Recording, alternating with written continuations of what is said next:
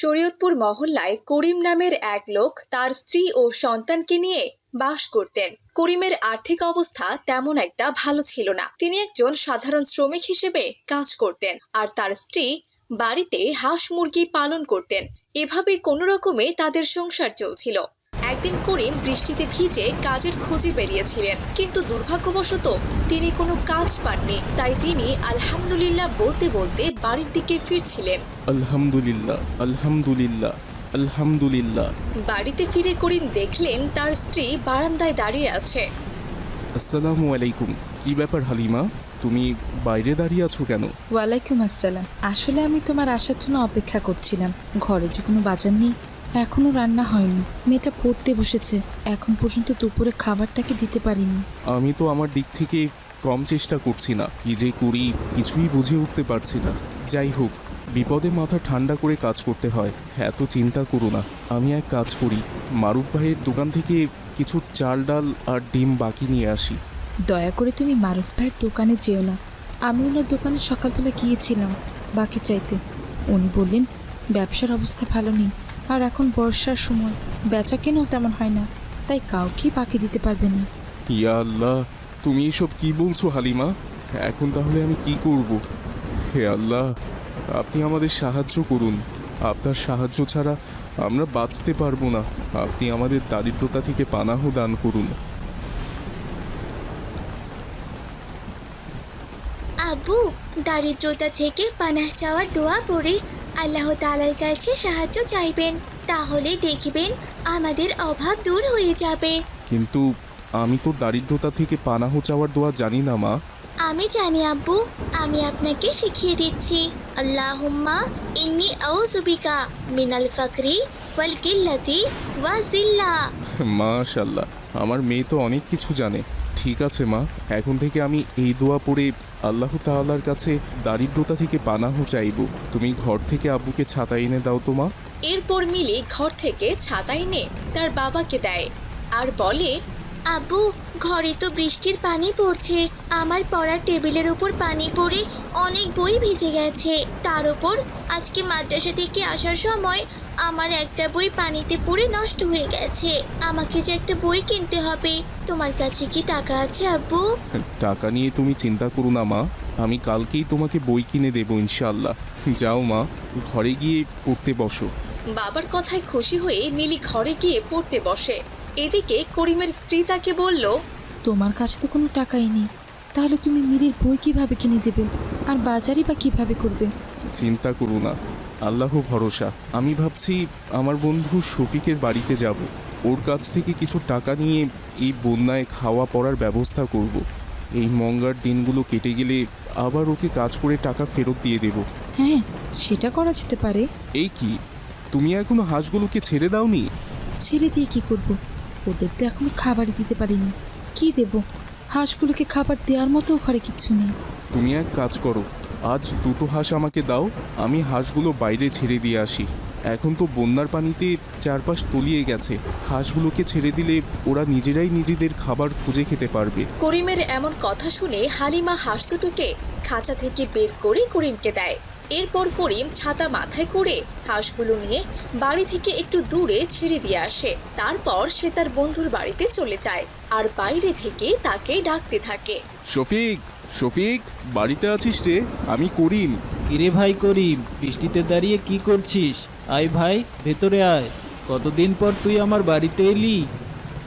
তুই একটু বস, আমি তোর জন্য খাবার নিয়ে আসি। না ভাই, আমি কিছু খাবো না। আসলে আমি একটা বিপদে পড়ে তোর কাছে এসেছি, আমাকে একটু সাহায্য করবি ভাই? ইনশাল্লাহ ভাই, অবশ্যই সাহায্য করার চেষ্টা করব। তোর কি হয়েছে ভাই, বল আমাকে।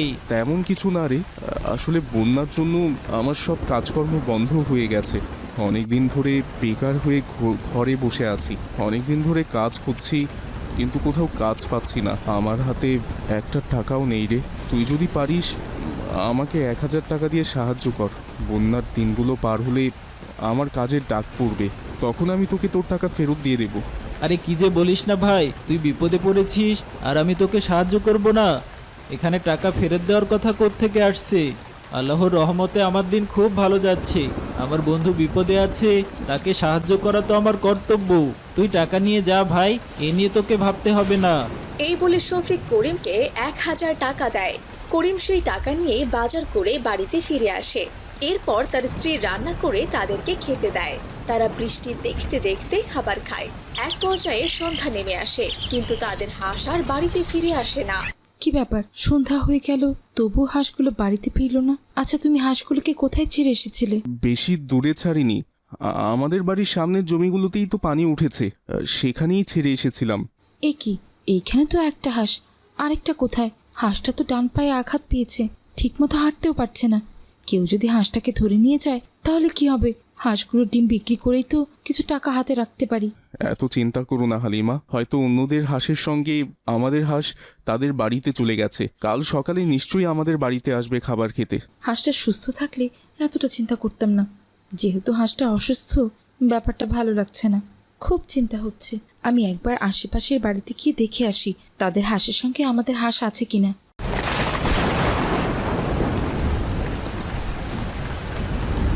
না, আমাদের হাঁস তো কারো বাড়িতেই নেই। তাহলে হাঁসটা গেল কোথায়? এমনিতেই অভাবের সংসার, তারপরও এত চিন্তা, আর ভাল লাগছে না। তুমি এত চিন্তা করো না, আমি কাল হাঁসের খোঁজ করতে যাব ইনশাআল্লাহ। এদিকে হাঁসটি নদীতে ভাসতে ভাসতে পাশের গ্রামে গিয়ে পৌঁছায়। হাঁসটি তখনও নদীর পানিতে ভাসছিল, আর সেই পথ দিয়েই আব্দুল্লাহ নামের এক লোক হাঁসটিকে দেখে তার ভীষণ মায়া হলো। সে হাঁসটিকে নিয়ে বাড়িতে ফিরে এলো। হাঁসটির ডান পায়ে ক্ষত দেখে আব্দুল্লাহ তার পায়ে ঔষধ লাগিয়ে দিল। এদিকে পরদিন সকালবেলা করিম এদিক সেদিক হাঁসটিকে খুঁজতে লাগলো, কিন্তু সে কোনোভাবেই হাঁসটিকে খুঁজে পেল না। এভাবেই কেটে গেল বেশ কয়েকদিন। একদিন আব্দুল্লাহ হাঁসের মালিককে খুঁজে বের করার জন্য বেরিয়ে পড়ল। সে অনেকের কাছে জিজ্ঞেস করলো, কারো কি কোনো হাঁস হারিয়েছে? কিন্তু সবাই বলল না, কারো হাঁসই হারায়নি।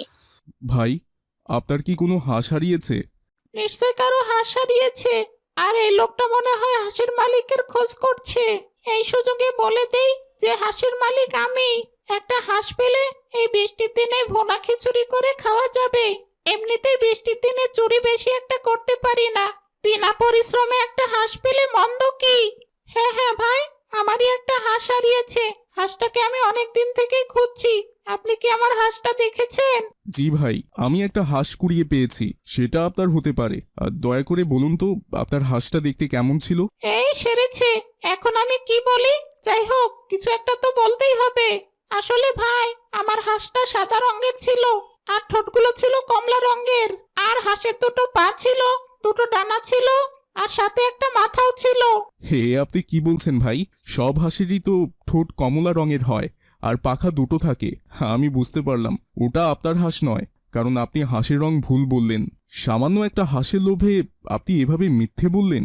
আপনি জানেন না মিথ্যে কথা বলা মহাপাপ? আব্দুল্লাহ যখন কালুচোরকে এইভাবে বলছিল, তখনই সেখানে করিম এসে উপস্থিত হয়।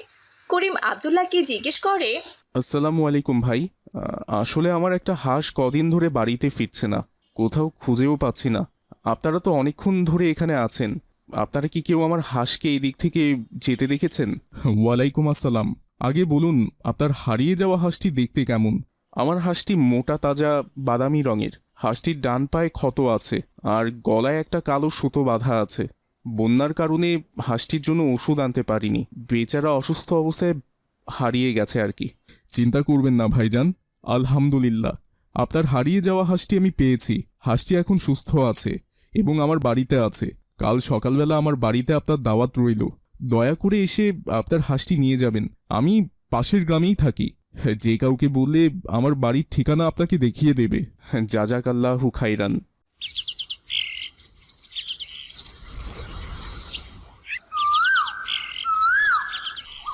পরদিন সকালবেলা করিম আব্দুল্লাহর বাড়িতে যায়।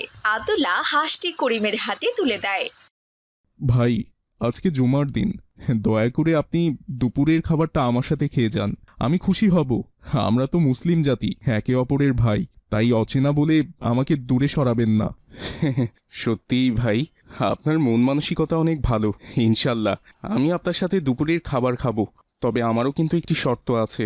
আজকে আপনাকে আমার সাথে মসজিদে জুমার সালাত আদায় করতে হবে। আব্দুল্লাহ খুশি মনে করিমের কথায় রাজি হয়ে যায়।